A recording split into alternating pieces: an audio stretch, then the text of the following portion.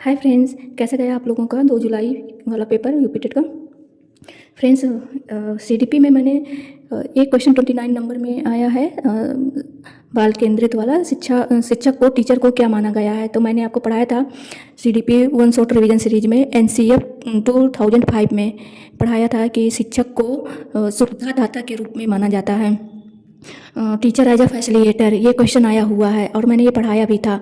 तो फ्रेंड्स, आप लोग अच्छे से, जो मैं ये टॉप 10 रिवीजन सीरीज चला रही हूँ, पढ़ा रही हूँ, और वन शॉट रिवीजन सीरीज, इनको आप अच्छे से पढ़ लीजिए क्योंकि यहाँ से क्वेश्चन पेपर में आ रहे हैं। आपने देखा भी होगा, अभी कल का टाइम है, 4 तारीख को जिनका पेपर है उनके पास टाइम है कि वो आज देख सकते हैं। आप ईवीएस का वन शॉट रिवीजन सीरीज देख लीजिए और टॉप 10 फैक्ट रिवीजन सीरीज देख लीजिए, ईवीएस का और सीडीपी का देख लीजिए, हिंदी का देख लीजिए। यहाँ से प्रश्न आपको मिलेंगे पेपर में 100%। स्टार्ट करते हैं फ्रेंड्स। ये आज का EVS top 10 fact revision series 4 है। हम first, second, third play list पर आप विजिट कर लीजिएगा, उसमें है थर्ड सीरीज तक, आज ये 4th है। पहला क्वेश्चन है इसका, ये टॉप 10 मोस्ट इंपॉर्टेंट क्वेश्चंस हैं और हो सकता है एग्जाम में जो 4 तारीख को पेपर है उसमें आपको कोई एक क्वेश्चन देखने को मिल जाए। ध्यान से देखिएगा और अच्छे से लर्न कर लीजिएगा इन क्वेश्चंस को। पहला है, भारत के दक्षिणी प्रायद्वीप में कौन सी नदी देश के दूसरे सबसे बड़े नदी क्षेत्र का निर्माण करती है? गोदावरी नदी। फ्रेंड्स, याद रखिएगा, यहाँ पे हम लोग समझ लेते हैं गोदावरी नदी के बारे में थोड़ा सा। गोदावरी नदी का जो उद्गम स्थल है, गोदावरी नदी का उद्गम स्थल है त्र्यंबकम। आपको पता ही होगा, त्र्यंबकेश्वर, जो कि नासिक में पड़ता है, महाराष्ट्र में। तो उद्गम स्थल है इसका, गोदावरी नदी का, याद रखिएगा। और ये नदी 1465 किलोमीटर लंबी है, ये भी याद रखिएगा। और इसे गोदावरी नदी को ही दक्षिण की गंगा कहते हैं। फ्रेंड्स, ये क्वेश्चन पूछता है यूपी टेट में कि दक्षिण की गंगा किसे कहते हैं। याद रखिएगा, गोदावरी नदी को दक्षिण की गंगा कहते हैं या बूढ़ी गंगा कहते हैं। फ्रेंड्स, एक ये क्वेश्चन इंपॉर्टेंट है, दक्षिण की गंगा गोदावरी नदी को कहते हैं और दक्षिण भारत की गंगा किसे कहते हैं? आप कमेंट बॉक्स में इसका आंसर दीजिएगा। दक्षिण भारत की गंगा किसे कहते हैं, ये आप कमेंट बॉक्स में इसका आंसर दीजिएगा। और इसे याद रखिएगा, गोदावरी नदी को दक्षिण की गंगा कहते हैं और इसका उद्गम स्थान त्र्यंबकेश्वर से है, जो कि नासिक में है। और गोदावरी नदी की लंबाई है 1465 किलोमीटर। फ्रेंड्स, इतने फैक्ट याद रखिएगा, परीक्षा में पूछ लेता हूँ। नेक्स्ट क्वेश्चन है, ज्वालामुखी पर्वतमाला सामान्यतः कहाँ पाई जाती है? प्रशांत महासागर। फ्रेंड्स, इसमें एक फैक्ट और है, वो तो यूपीपीसीएस और आरओ के एग्जाम में पूछा जाता है कि रिंग ऑफ फायर किसे बोलते हैं? प्रशांत महासागर को बोलते हैं, क्योंकि ज़्यादातर ज्वालामुखी यहीं देखने को मिलते हैं, प्रशांत महासागर में।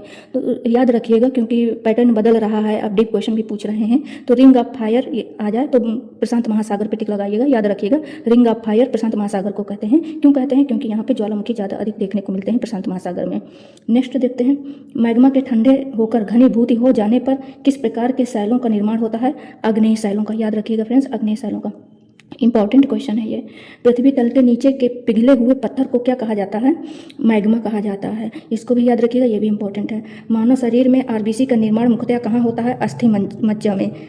और नेक्स्ट है, क्योटो प्रोटोकॉल का संबंध किससे है? जलवायु परिवर्तन से है। और रामसर स्थल का संबंध किससे है? आर्द्र भूमि संरक्षण से। और फ्रेंड्स, आप मुझे कमेंट बॉक्स में बताइएगा आर्द्र भूमि दिवस कब मनाया जाता है? आप मुझे कमेंट बॉक्स में बताइएगा, इसका आंसर इंपॉर्टेंट है और याद भी रखिएगा। नेक्स्ट क्वेश्चन है, मानव शरीर की सबसे बड़ी ग्रंथि क्या है?